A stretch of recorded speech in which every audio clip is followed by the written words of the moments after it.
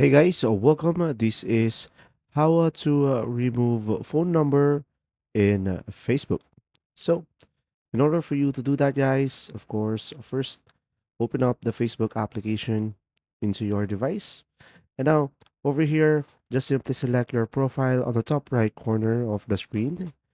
Now, after that, select the gear icon on the top right again, beside the search icon. Over here, on the settings and privacy, select see more in account center.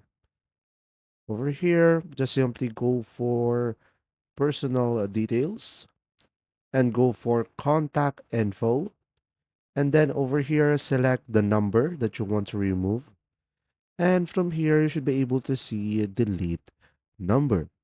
So guys, if you followed along, you should be able to proceed with this and tap on delete. And from here, you will have a pop-up that once you delete this number, you will no longer be able to use this number to log in or reset your password and receive a notification.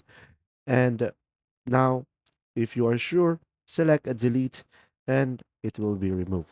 There you go. See ya.